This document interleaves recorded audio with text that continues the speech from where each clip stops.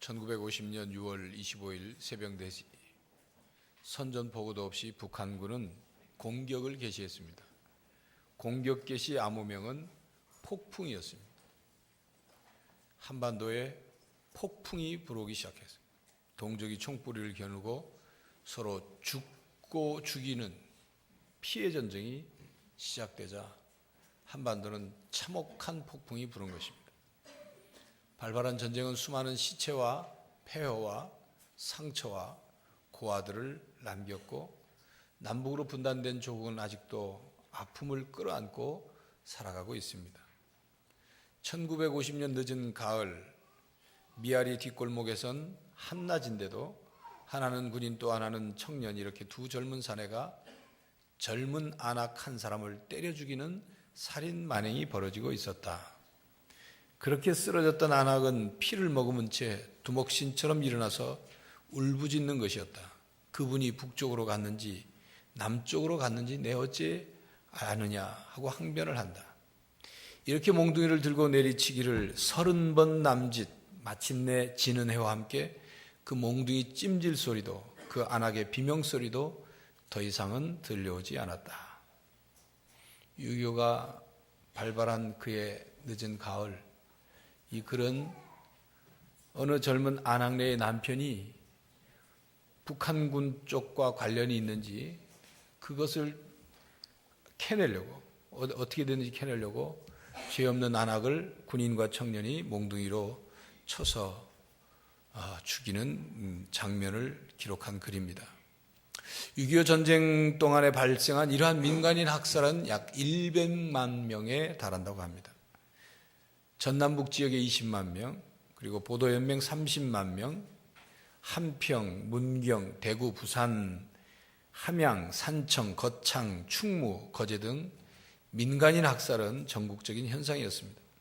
북한 괴뢰군이 내려와서 자기들한테 동조하지 않으면 죽이고, 북한이 퇴각한 후에는 우리 남한 군인과 경찰이 다시 되찾은 땅에 북한군에게 협조를 했던, 부역을 했던 사람들을 찾아서 또 처단을 하고, 그래서 그야말로 시골에서 농사나 짓고 살면서 아무것도 모르던 사상이니 이데올로기니 아무것도 모르는 우리 백성들이 목숨을 부지하기 위해서 어쩔 수 없이 협조할 수밖에 없었던 바로 그런 사람들이 이렇게 이쪽 편에서 죽이고 저쪽 편에서 죽이고 그런 참상이 이 땅에 벌어진 것입니다.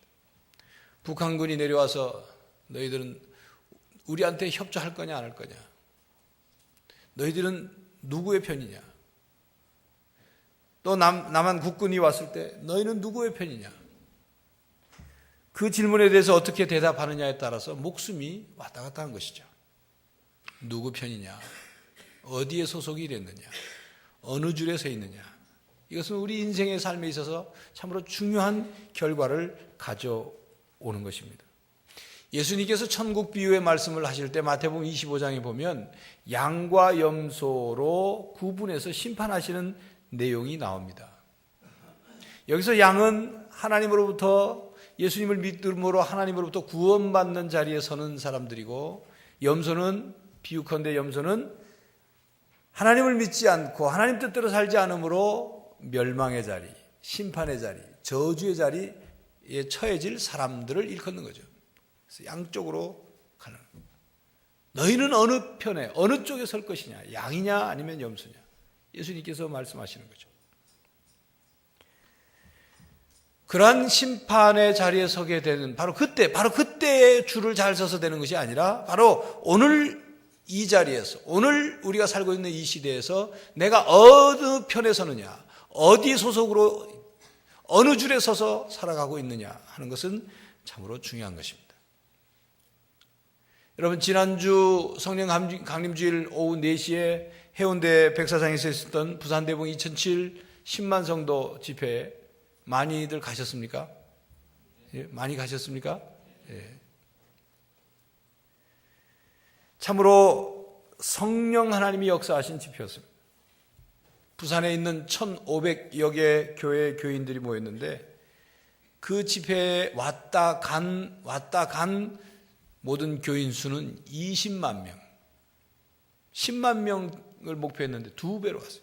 그리고 자리를 계속 지키고 앉아 있었던 그 자리에 앉아 있었던 평균치의 숫자는 약 12만 명 내지 15만 명으로 추산을 합니다. 여러분 잠시 집회 사진을 좀 보겠습니다. 예. 그 다음 해운대 백사장이 가득 찼습니다. 계속 보여주십시오. 찬양하는 모습, 기도하는 모습들이 보입니다. 아주 어린 아이로부터 어르신들, 청년,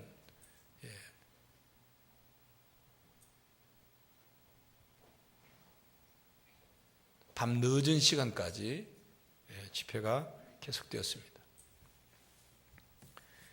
집회 참여하면서 제가 그 백사장에 모여 앉아 있는 찬양하고 모여 있는 모습을 보면서 제 마음속에 떠올랐던 첫 번째의 그림은 예수님께서 재림하실 때, 여러분들 성화 보시면 예수님 재림하시는 광경의 성화를 보면 예수님이 재림하시고 밑에 성도들이 다 예수님 영접 만나려고 운집해 있는 그런 모습이죠. 그 해운대 백사장에 모여 있는 성도들의 모습이 그런 모습으로 보였어요. 두 번째는 바닷가 쪽에 이제 우리 교인들이 모여 있으니까 마치 애굽에서 나온 이스라엘 백성들이 홍해 바다를 건너기 전, 그 바다를 가르기 전 바로 그 모습처럼 아주 감격스럽고 뿌듯한 또 성령 하나님이 역사하시는 그런 집회였습니다. 우리 부산 성도들의 큰 잔치였죠. 그런 집회에 참여하는 것은 아주 중요한 의미를 가지고 있습니다. 단지 연예인들이 와서 무슨 해변 축제하는 그 자리에 참여하는 그것과는 차원이 다른, 우리가 그 집회에 참여함으로 우리가 누구에게 소속되어 있는지를 드러내는 것입니다. 우리가 누구의 편에 서 있는지를 고백하는 거예요. 그것을 결단하는 것입니다. 내가 그리스도의 사람으로, 그리스도에게 속한 사람으로서 이 부산 땅에서 내가 어떻게 살아갈 것인가를 새롭게 다짐하는 그런 자리인 것입니다. 중요한 것은 그 집회에 참여하는 것도 중요하지만 그 집회가 끝나고 난 후에 그 믿음과 열정과 성령의 역사가 우리 개인과 우리 가정과 우리 직장과 우리 교회와 이 부산 땅에 넘치도록 하는 것, 바로 우리의 해야 할 과제인 것입니다. 교회 여러분, 여러분은 누구에게 속해 있습니까? 누구 소속입니까? 6.25 전쟁과 같은 전쟁이 상황이 됐을 때, 그렇지 않기를 바라지만 벌어졌을 때 여러분은 누구에게 속한 사람이냐, 누구 편이냐라고 물을 때 여러분 뭐라고 대답하겠습니까? 그 축구 선수 골 세레머니 화면 보여주십시오. 여러분 세계적으로 이제 세계적인 축구 스타로 부상하고 있는 히카루도 카카라는 선수입니다. 골 세레모니 하는 거예요. 세계에서 가장 주목받는 축구 선수입니다. 박지성 선수보다도 훨씬 뛰어난 선수입니다.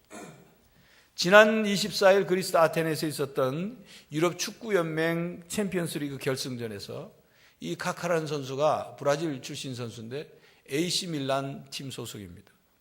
AC 밀란이 리버풀을 2대1로 이겨서 우승을 확정짓자마자 이 카카 선수는 그라운드에 저렇게 무릎을 꿇고 유니폼 상의를 벗어던지고 미리 준비된 I belong to Jesus라고 쓰여진 그 속옷 차림으로 두 팔을 벌려 하나님께 영광을 들렸습니다.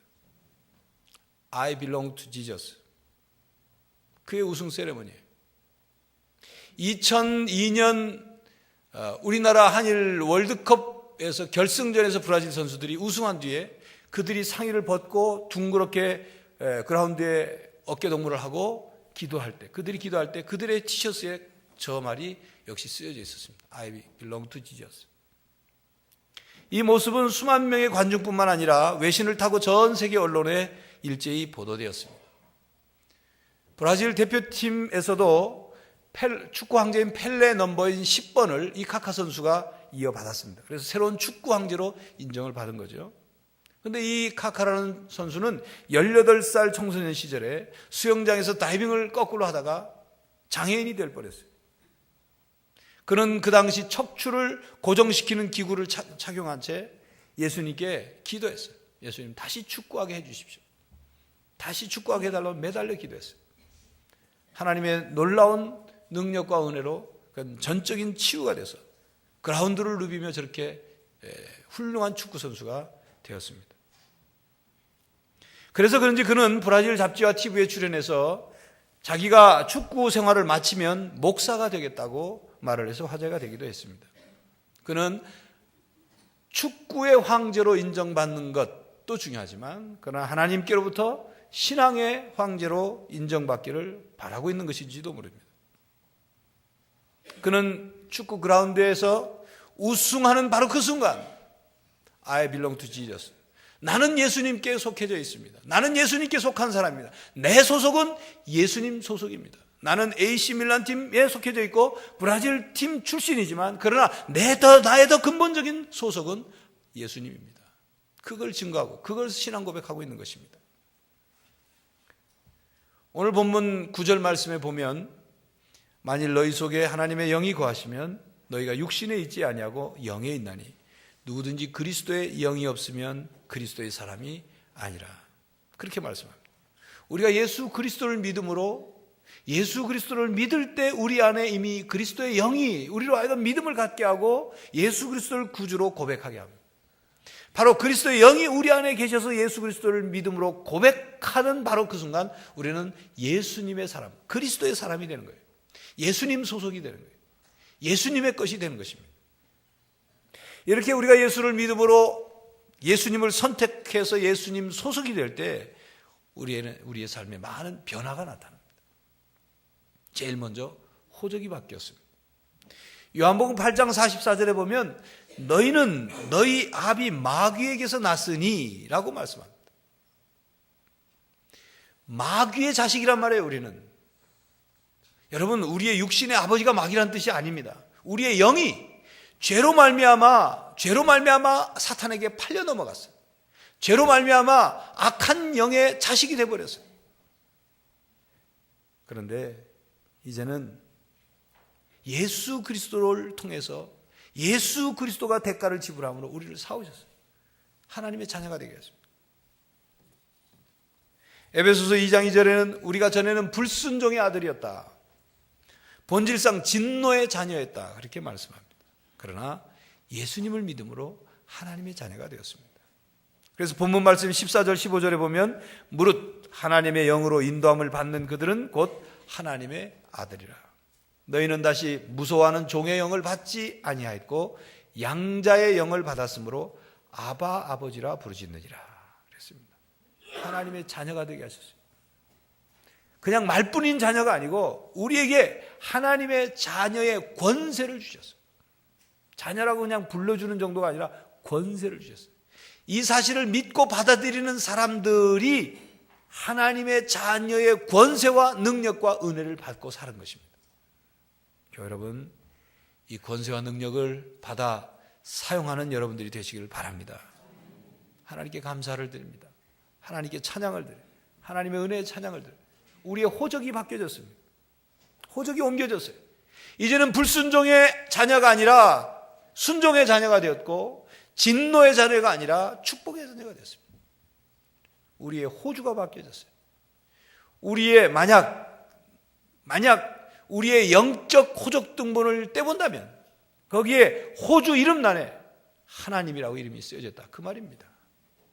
이 세상을 창조하시고 이 세상의 주인이시고 이 온 세상을 다스리시는 그 하나님이 우리의 아버지가 되셨어요. 그 하나님께서 친히 우리의 아버지가 되셨어요. 우리가 하나님을 아버지라고 부를 때 하나님이 우리를 부끄러워하지 않으신다고 그랬어요. 우리를 기뻐하신다고 그랬어요. 우리 모두는 하나님, 예수 그리스도를 믿음으로 하나님을 아버지라 부르고 자녀가 되었습니다. 우리 호적이 바뀌었단 말이에요.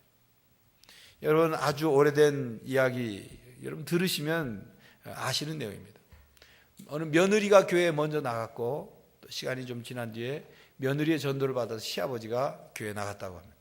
며느리가 기도하는데 하나님 아버지 그렇게 기도하니까 시아버지 자기도 뭔가 기도를 해야 되니까 하나님을 뭐 어떻게 불러야 되나 고민한 나머지 며느리가 아버지 그러니까 자기 딴에는 촌수를 따져보니까 하나님은 자기보다 위인 것 같고 그래서 하나님 형님 그랬다고 그러죠. 아시는 내용이 아닙니까? 우리가 하나님을 아버지라고 부르는 것은 이렇게 육신의 촌수를 따져서 부르는 것이 아니라 하나님은 우리의 생명의 근원이시고 우리의 영혼의 아버지 되시기 때문에 하나님을 모두가 하나님을 아버지로 부르는 거예요. 모두가 하나님의 자녀가 된 것입니다. 교회 여러분, 그리스도의 사람이 되어서 영적인 호적이 바뀌어졌다는 사실을 깨닫고 살아가는 여러분들이 되시기를 바랍니다. 또한 우리가 예수를 믿어 예수님의 소속이 되면, 예수님의 속한 사람이 되면 신분이 바뀝니다. 로마서 6장 17절 이하에 보면 하나님께 감사하리로다. 너희가 본래 죄의 종이더니 너희에게 전하여 준 바 교훈의 본을 마음으로 순종하여 죄에게서 해방되어 의에게 종이 되었느니라. 22절.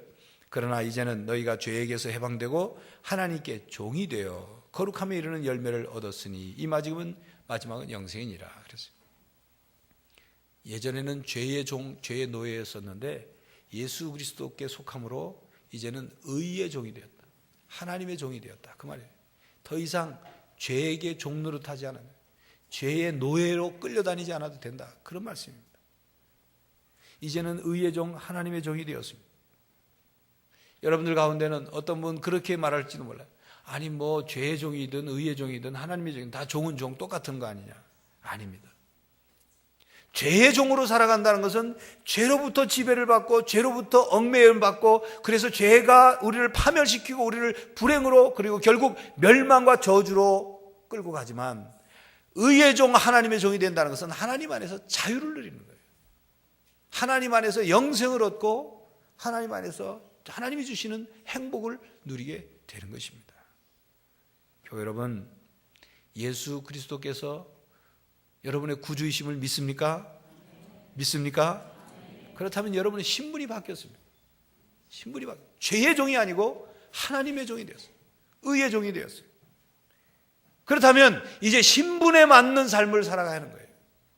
죄의 종으로, 종의 근성으로, 노예 근성으로 살아가는 것이 아니라 하나님의 아들, 딸, 하나님의 종으로서 여러분 살아가야 한다는 것입니다. 그 다음 예수님을 믿음으로 우리의 상태가 바뀌었어요. 에베소서 2장 1절에 보면 너희의 죄와 허물과 죄로 죽었던 너희를 살리셨다 그랬어요. 과거에는 우리가 허물과 죄로 죽었던 상태였어요. 죽어있는 상태였어요. 물론 우리의 몸이 부모님을 통해서 태어났습니다. 그 몸이 죽었다는 게 아니라 우리의 영이 죽었단 말이에요. 하나님과의 관계가 단절됨으로 영이 죽은 상태였어요. 죄와 허물로. 그러나 그 죽은 우리들을 에베소서 2장 5절에 보면 허물로 죽은 우리를 그리스도와 함께 살리셨고 너희가 은혜로 구원을 얻은 것이라 그랬습니다. 예수 그리스도께서 하나님의 아들이신 예수 그리스도께서 내 죄값을 대신 짊어지시고 십자가에 죽으시고 그리고 그걸로 끝나지 않고 부활하심으로 오늘도 살아계심으로 예수님이 다시 살아나실 때 우리도 죄와 허물로 죽었던 우리를 다시 함께 살리셨다 그 말이에요. 그럼 우리 예수 그리스도, 지금도 살아계신 예수 그리스도를 우리가 믿을 때 그 그리스도의 영이 우리 안에 들어오시고 그리스도의 생명이 우리 안에서 자라게 되고 그리스도가 우리 안에 거하시는 거예요. 새 사람들, 새 피조물이 됩니다. 이것은 하나님이 거저주시는 구원의 선물입니다. 그러므로 우리는 거저주시는 선물을 받아들이기만 하면 돼요. 대가를 지불하려고 하는 거예요. 하지 마십시오. 우리가 뭘 노력한다고 그게 되는 게 아닙니다. 학벌이 좋다고 힘이 세다고 능력이 있다고 지혜롭다고 돈이 많다고 그 구원을 얻을 수 있는 게 아니에요. 그 어떤 것을 가지고도 그 대가를 지불할 수 없어요. 여러분 우리의 생명과 맞바꿀 수 있는 이 세상에 그 무엇이 어디 있습니까? 단지 하나님의 아들 예수 그리스도의 생명을 대가를 지불하심으로 사탄에게서 우리의 생명을 사오셨어요. 그래서 우리와 하여금 죽었던 우리들을 살려내신 것입니다. 믿음으로 받아들여야 돼요. 바로 그것이 은혜인 거예요. 바로 은혜입니다. 우리가 예수님께 속한 사람이 되므로 우리의 삶의 관리자가 이제 바뀌었습니다. 우리를 보호하고 우리를 인도하고 우리를 책임져 주시는 분이 바뀌었습니다. 에베소서 2장 2절에 보면 그때에 너희가 그 가운데서 행하여 이 세상 풍속을 좇고 공중의 권세 잡은 자를 따랐으니 곧 지금 불순종의 아들들 가운데서 역사하는 영이라. 과거에는 공중 권세 잡은 자, 곧 사탄을 따라 살았어요. 사탄 지배 아래에 있었어요. 사탄이 이끌어 가는 대로 살았어요. 그러나 이제는 다릅니다. 우리의 보호자는 예수님이십니다. 우리의 관리자는 예수님이십니다. 우리를 책임져 주시고 세상 끝날까지, 우리가 하나님 나라에 들어갈 때까지 이 땅을 살아가는 동안 우리를 견인하는, 우리를 보호하고 이끌어 가시는 분은 바로 예수님이십니다. 그러므로 우리가 예수 그리스도를 주로 믿음으로 우리는 사탄에 속한 사람들이 아니라 예수님께 속한 사람이 된 것입니다. 그리스도의 사람이 되었어요. 그래서 이사야서 43장 1절에 하나님께서 이렇게 선언하십니다. 내가 너를 구속하였고 내가 너를 지명하여 불렀나니 너는 내 것이라. 하나님의 것이 됐어요. 하나님이 관리하셔, 하나님이 책임져 주신단 말이에요. 놀라운 선언입니다. 우리가 누구 소속인지, 누가 우리의 편인지, 내가 누구에게 속해 있는지, 내가 지금 어느 줄에 서 있는지를 선언하는 말씀입니다. 우리가 하나님의 것이 되므로 하나님이 우리를 존귀하게 여기시고 우리에게 가치를 부여해 주신 놀라운 선언입니다. 나는 하나님의 것입니다. 나는 하나님의 소유입니다. 나는 예수님께 속했습니다. 이렇게 고백하는 것과 같은 겁니다. 이렇게 고백할 때, 이런 믿음이 있을 때 하나님께서, 성자 하나님께서 우리를 지키시고 보호하시고 책임져 주시는 겁니다. 여러분, 왜 사람들이 미국에 가서 원정 출산을 하고 미국 시민권, 영주권을 따려고 그렇게 애를 쓰는 줄 아십니까? 미국이 세계 제1의 강대국 아닙니까? 미국이라는 나라는 자국민들이 다른 나라에 가가지고 어떤 납치가 됐다든지 위기 상황에 처해지면 미국 대사관에서 비상을 걸어서 자기 국민을 보호하기 위해서 모든 노력을 기울여요. 미국이라는 나라는 자기 국민 한 사람을 건들면 미국을 건드리는 것처럼 생각해요. 그래서 모든 수단과 방법을 동원해서 자기 백성을 보호하죠. 약소국의 서름이랄까, 그게 뭡니까? 나라는 있지만, 대사관은 있지만 책임지지 못한다는, 안타까운 일이죠. 무슨 얘기입니까? 하나님께서 우리를 책임져 주시죠. 이 세상의 주인 되신 왕이신 하나님, 우리를 책임져 주십니다. 우리가 하나님께 속한 사람이고 하나님께서 우리의 아버지 되시기 때문에 우리는 하나님께로부터 도움을 받는 것입니다. 하나님께 도움을 청할 수 있습니다. 그러므로 우리는 하나님께 도움을 청하기 위해서 기도를 드려야 되는 거예요. 간청하는 거예요. 교회 여러분, 여러분은 그리스도의 사람입니다.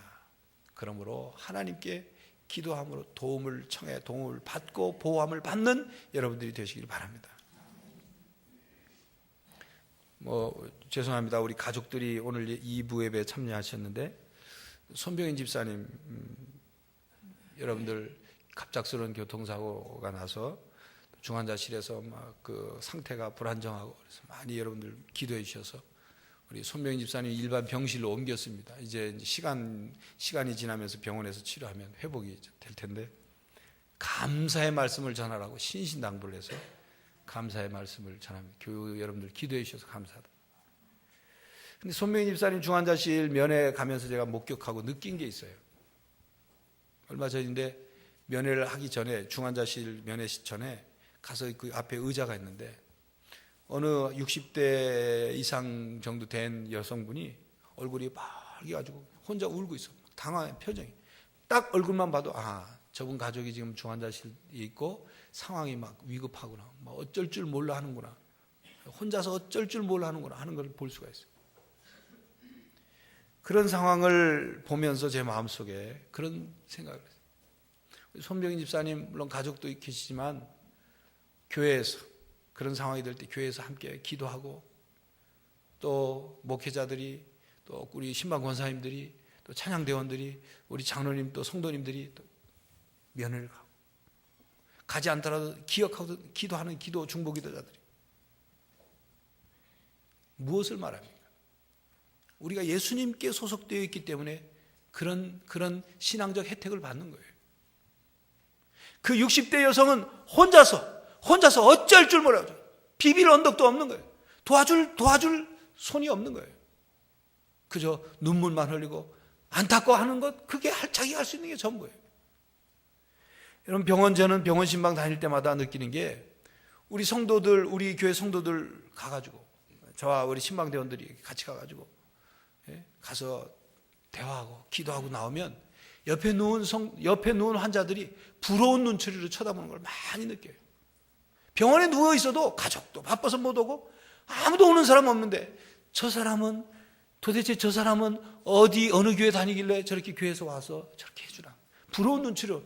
제가 그냥 하는 소리가 아니라 그럼 정말 느낍니다. 느껴요.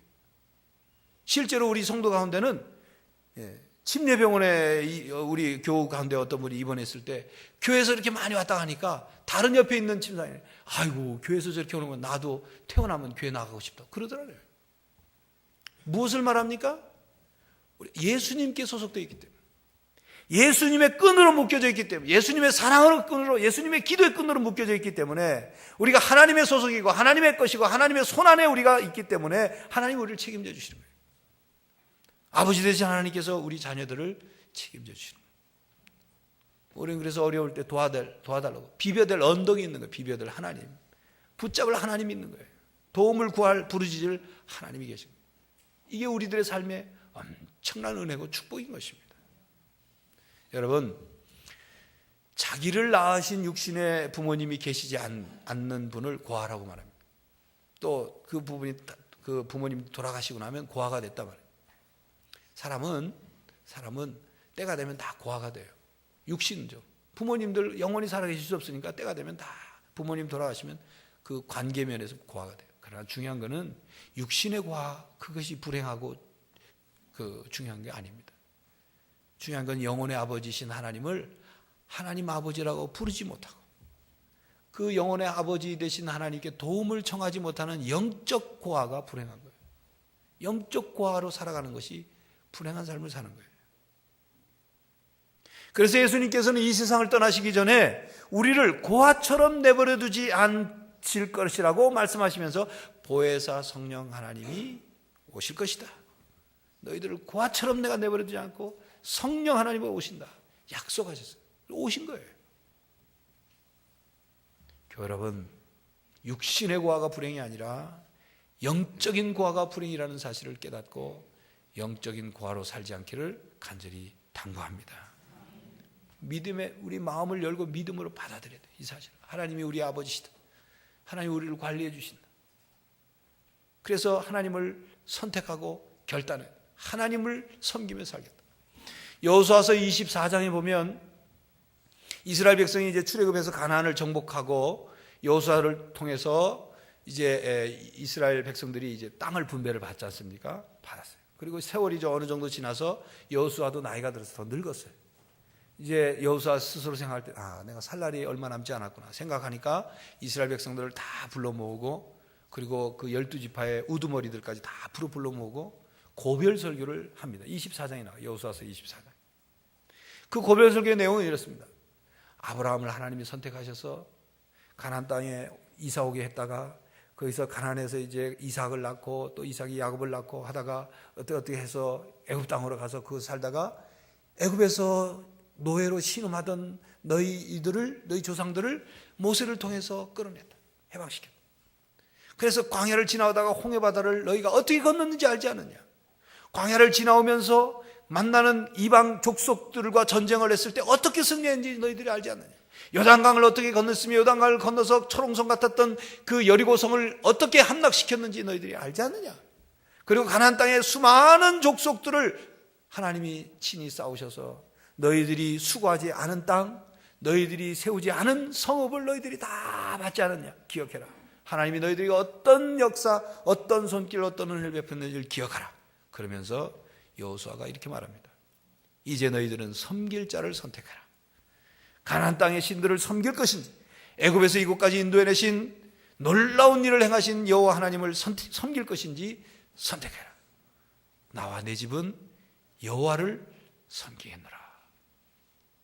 나와 내 집은 하나님 소속으로 살겠다. 그런 말이에요. 그렇습니다. 우상을 섬길 것이냐 하나님을 섬길 것이냐 둘 중에 하나를 선택해야 됩니다. 사탄 소속이냐 아니면 예수님 소속이냐 둘 중에 하나를 선택해야 합니다. 우리의 소속임이 분명히 될 때 우리는 이 땅에서 하나님의 사람으로 살아가는 거예요. 우리가 누구인지, 우리의 소속이 어디인지, 우리 편에 누가 계신지, 우리가 누구의 것인지, 그래서 우리가 어떤 사람인지를 세상에 알려야 하는 거예요. 우리의 주인이 누구신지를 분명히 하면서 살아야 됩니다. 교회 여러분, 그렇기 때문에 우리가 삶 속에서 우리를 드러내야 돼요. 사람들이 이렇게 말할 수 있어야 됩니다. 내 인생의 주인이 이제 바뀌었습니다. 그동안은 내가 주인이라고 생각했고 내 마음대로, 내 뜻대로, 내 방법대로 살았습니다. 그러나 이제는 예수 그리스도가 내 삶의 주인이십니다.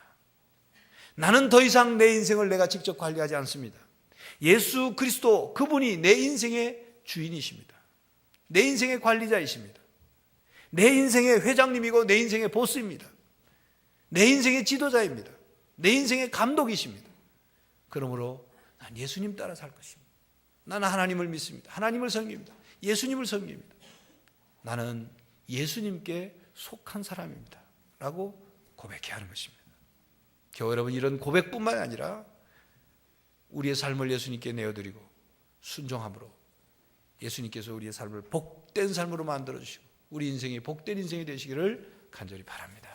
기도하겠습니다. 하나님, 이 땅을 살아가면서 우리가 누구의 자녀이며 우리의 신분이, 우리의 상태가 어떻게 변했는지를 깨닫고 살아가게 하시며 우리의 삶의 주인과 관리자가 하나님이심을 고백하며 그 하나님의 사랑과 그 하나님의 손길 아래 살아가게 하여 주시옵소서.